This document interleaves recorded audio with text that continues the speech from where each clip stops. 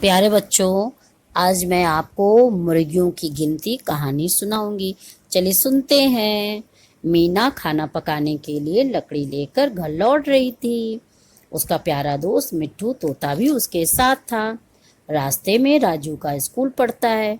मिट्ठू और मीना रुककर देखने लगते हैं कि स्कूल में क्या हो रहा है। वे देखते हैं कि कक्षा में बहन जी बच्चों को राजा रानी की कहानी सुना रही हैं। मीना और मिट्ठू को कहानी इतनी अच्छी लगती है कि कहानी खत्म होने तक वे वहीं जमे रहते हैं। मीना सोचती है कि अच्छा होता अगर वह भी स्कूल में पढ़ सकती। घर लौटते समय मीना बहन जी की तरह खुद शिक्षिका बन जाती है और मिट्ठू को विद्यार्थी बना देती है। वह मिट्ठू को अपना नाम बोलना सिखाती है। मिट्ठू होशियार है, वह जल्दी से सीख जाता है।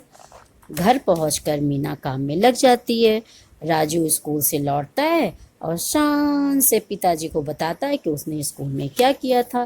पिताजी, मैं भी पढ़ने के लिए स्कूल जाना चाहती हूँ, मीना ने बड़ी उम्मीद के साथ अपने पिता से कहा। तो राजू भी पिताजी से विनती करने लगा कि मीना को भी मेरे साथ स्कूल भेजिए। पिताजी ने कहा, घर के काम काज में कौन करेगा, माँ की मदद कौन करेगा। तब से माँ बोल पड़ी, लड़कियों को तो खाना पकाना, घर साफ करना और घर संभालना आना चाहिए, उनके स्कूल जाने की कोई ज़रूरत नहीं है। माता पिता की बात सुनकर मीना बहुत उदास हो जाती है और उसकी आंखों में आंसू आ जाते हैं और वो खिड़की के पास खड़ी होकर दुखी हो जाती है। थक कर मीना की आंखें लग जाती हैं और उसे अजीब सा सपना दिखाई देता है कि लड़के लड़की स्कूल में पढ़ रहे हैं। सुबह होती है और मीना रोज की तरह घर के काम में लग जाती है। राजू तैयार होकर अपने दोस्तों के साथ स्कूल जाने के लिए निकल पड़ता है। उदास खड़ी मीना बच्चों को स्कूल जाते देखती है। उसे अपना सपना याद आ जाता है कि सोचने लगती, काश मैं भी पढ़ पाती। अचानक मीना को एक रास्ता सूझता है। वह मिट्ठू को स्कूल भेज देती है और कहती है, वहां जाकर सीख के आओ। अगले दिन मिट्ठू जाकर राजू की कक्षा की खिड़की पे बैठ जाता है और बहन जी दो का पहाड़ा सिखा रही हैं। वो बड़े ध्यान से सुनता है और फिर उड़कर घर पहुंच जाता है और मीना को सिखा देता है। दो एकम दो, दो दूनी चार, दो तिहाई छः। फिर मीना जो कुछ भी देखती है वो 6 तक गिनने लगती है। मीना काम करते करते घर की मुर्गियां गिनती है। इस तरह राजू के साथ वह जोड़ घटाना पहाड़ा गिनती सीख लेती है।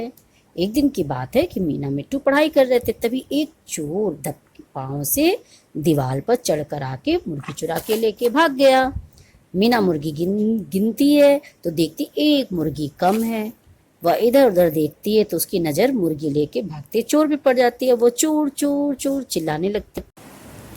देखते ही देखते बहुत सारे लोग अपना काम छोड़कर चोर के पीछे भागने लगते हैं। मिट्ठू उड़ते उड़ते सबसे पहले चोर के पास पहुंच जाता है और उसके कान में चिल्लाता है, चोर चोर डर के मारे मोर। चोर का पैर फिसला और वह धान के खेत में गिर पड़ा। चोर पानी से भरे धान खेत में फंस गया। उसका पीछा करते हुए लोग वहां पहुंच गए और उसको पकड़ लिया। मुखिया जी ने मीना की बहादुरी से बहुत खुश होते हैं और पूछते हैं कि मीना ने चोर कैसे देखा। मीना बताती है कि जब उसने मुर्गियां गिनी तो एक मुर्गी कम निकली। जब वो मुर्गी ढूंढने लगी तो उसने चोर को मुर्गी लेकर भागते देखा। मुखिया जी कहते हैं कि मीना के पिता से उन्होंने कहा कि इसको स्कूल भेजना चाहिए और इसके लिए उन्हें बधाई देते हैं। तो उनके पिताजी की आंखें खुल जाती हैं और वो कहते हैं कि हमें लड़कियों को भी पढ़ाना चाहिए और वे फैसला ले लेते हैं कि अगले दिन मीना भी राजू के साथ स्कूल जाएगी।